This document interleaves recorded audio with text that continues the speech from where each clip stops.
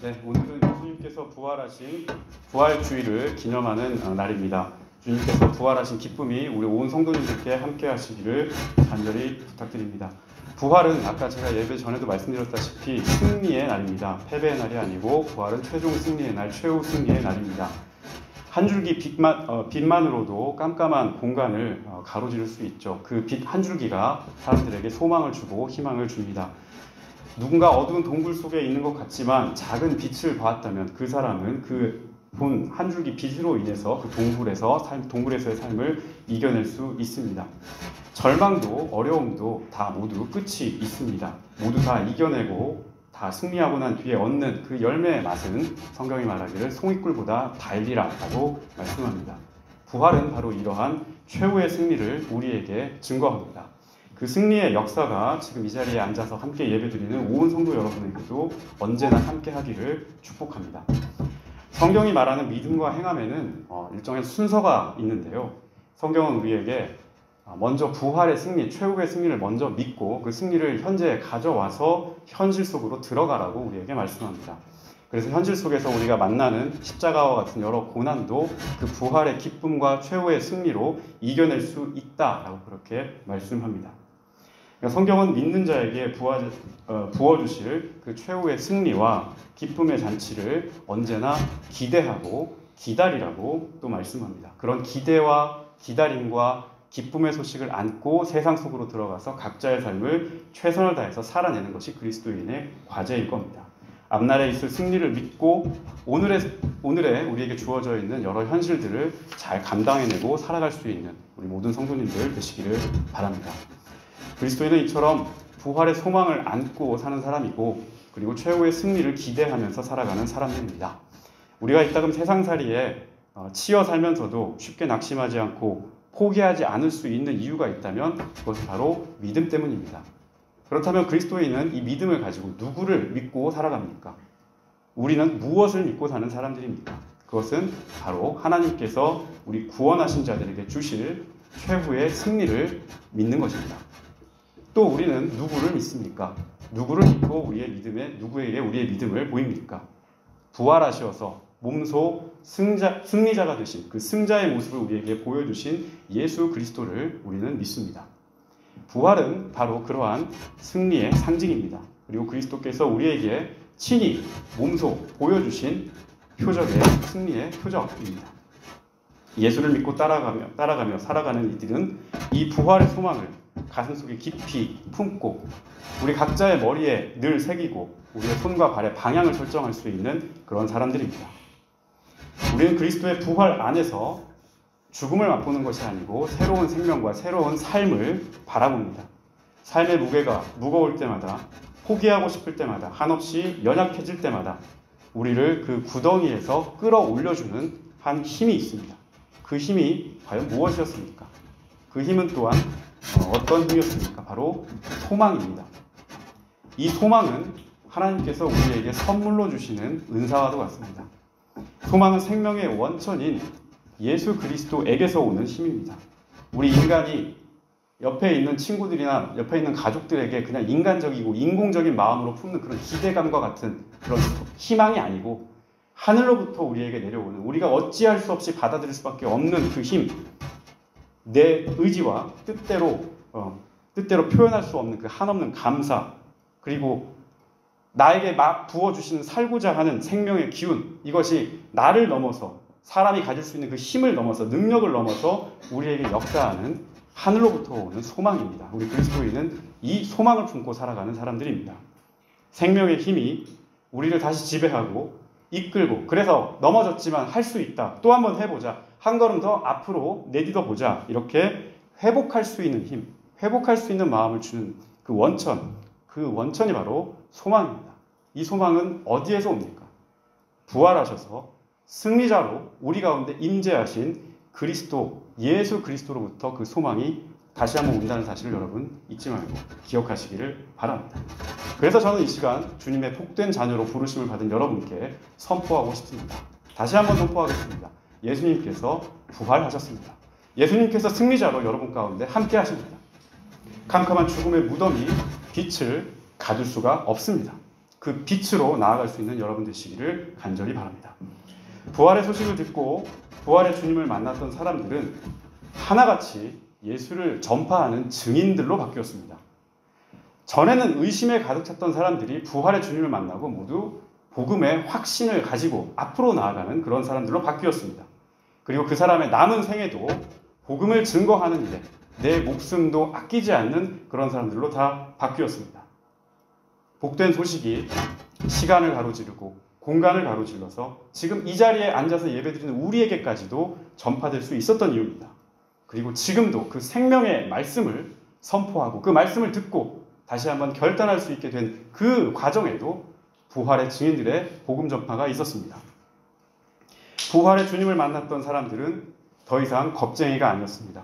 전에는 죽을까봐 예수님의 십자가 근처에도 가지도 못하고 골방에 처박혀서 벌벌 떨었던 사람들이 주님을 만나고 부활하신 주님을 만나고 그 손에 못 박힌 손과 발과 옆구리에 그 창자국을 만져보고 그분과 함께 떡을 떼고 음료를 나누고 길에서 대화를 나눈 뒤에 자신에게 벌어졌던 이 놀라운 경험, 이 경험을 한 뒤에는 그 누구보다도 담대하고 용감하게 복음을 전하는 일꾼들로 바뀌었던 사실을 우리가 보게 됩니다.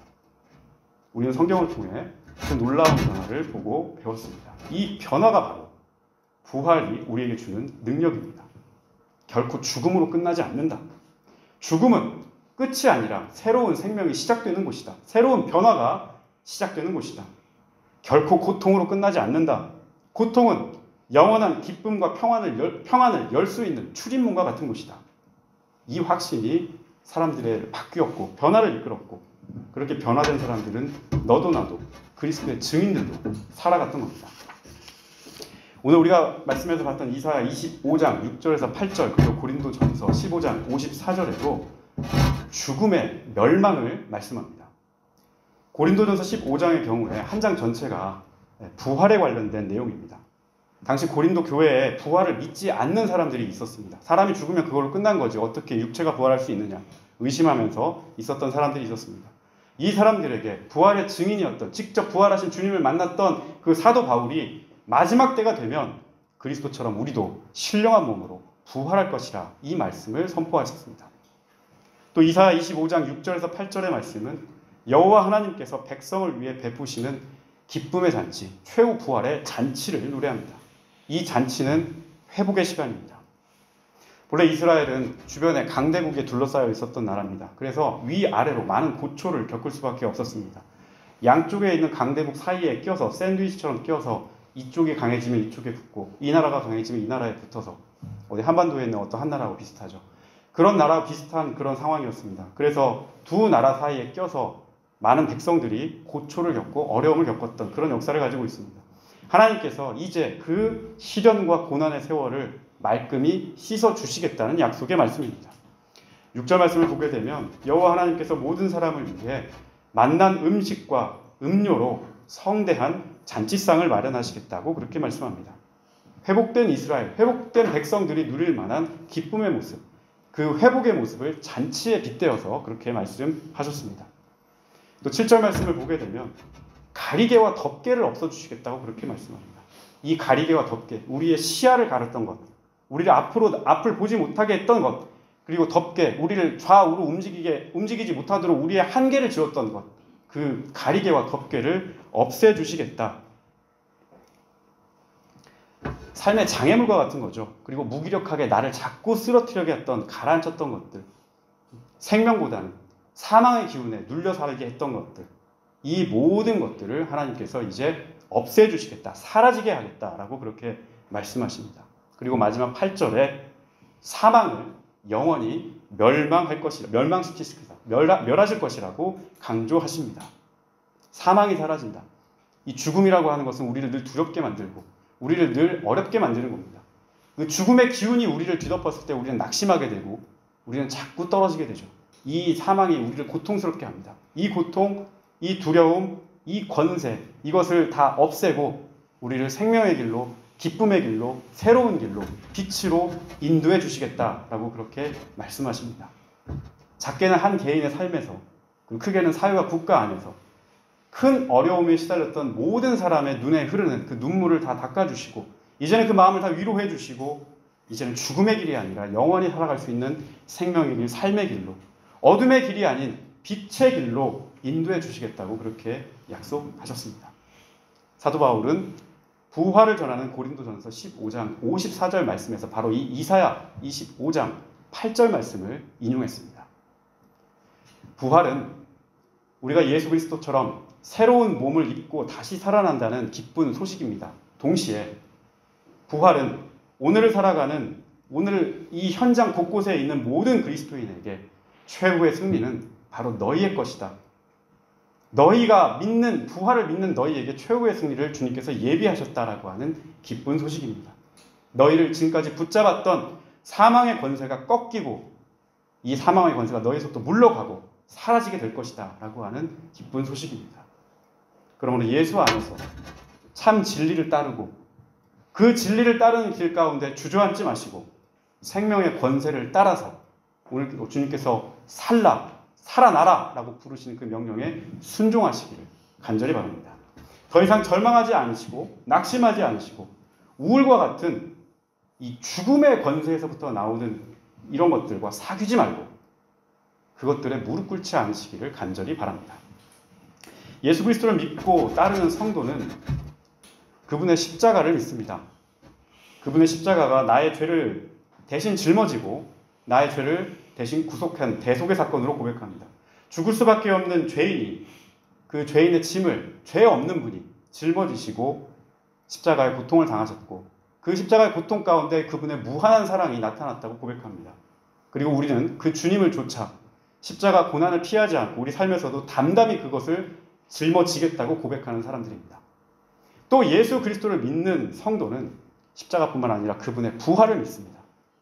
고난은 영원하지 않고 그 끝이 있고 결국 믿음을 지키면서 살아갔던 자가 의롭다 하심을 받고 승리하게 된다는 이 하나님의 역사를 믿고 살아가는 사람들입니다.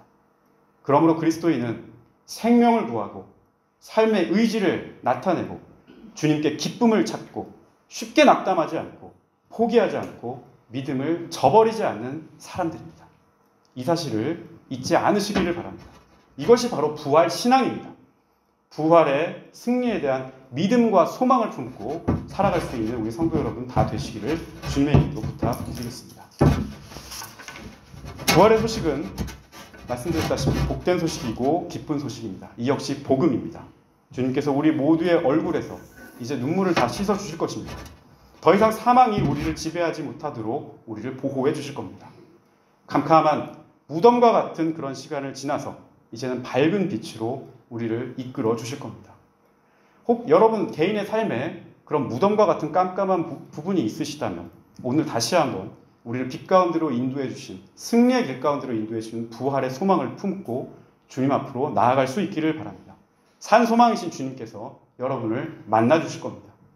혹 여러분의 주변 사람들, 가족이라든지 지인이라든지 이런 사람들 삶에 무덤과 같은 어려운 삶이 있는 그런 분들이 있으시다면 부활한 주님을 만나고 완전히 바뀌었던 그 부활의 증인들, 제자들과 마찬가지로 그 기적이 그에게도 동일하게 일어날 수 있기를 여러분 기대하면서 중보할 수 있기를 바랍니다.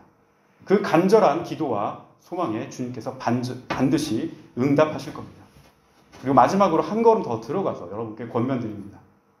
이 세상을 위해서 같이 기도해 주시기를 바랍니다. 세상 곳곳에 아직까지도 갈등이 있습니다. 무력으로 서로 충돌하는 것도 있고 전쟁의 소리도 그치지 않습니다. 죽음의 영이 지배하는 세상입니다. 죽음의 영으로 가득한 이 세상에서 오늘 말씀처럼 사망을 영원히 멸하시리라고 하는 이 주님의 말씀을 붙잡고 그곳에도 생명의 소식이, 부활의 소식이 역사하도록 우리가 마음을 모아서 기도할 수 있었으면 좋겠습니다. 더 이상 무고하고 억울한 사람들이 희생양이 되지 않도록 그들의 눈에서 더 이상 눈물이 흐르지 않고 원망의 곡소리가 울리지 않도록 우리가 생명의 편에 서서 생명의 자리에 서서 그리스도인으로서 간구할 수 있기를 간절히 바랍니다. 오늘 예수 그리스도의 부활하신 승리의 기쁨의 소식 오늘 하루와 또 이번 한 주 앞으로의 앞날 모두에 우리 성도님들 각자에게 충만하게 임할 수 있기를 주님의 이름으로 축복드리겠습니다. 함께 기도하도록 하겠습니다. 사랑하는 주님 감사드립니다. 예수 그리스도의 부활을 기념하는 이 기쁜 날 우리에게 산 소망으로 오시는 주님을 기다리고 기대하며 살아갈 수 있게 하여 주시옵소서. 예수와 함께 죽었으니 또 예수와 함께 산다는 믿음의 고백을 날마다 드리며 살게 하여 주시옵소서. 주님께서 사망의 권세를 물리치고 승리하셨으니 우리도 주님의 권능에 힘입어 우리 삶에서 닥쳐오는 수많은 장애물과 난관을 이겨내게 하여 주시옵소서. 주님, 날마다 새롭게 하여 주시옵소서. 날마다 기쁨을 부어주시고 감사와 찬양이 끊이지 않는 우리 모두가 되게 하여 주시옵소서. 부활하셔 우리의 산 소망이 되신 주 예수 그리스도의 이름으로 기도드립니다. 아멘.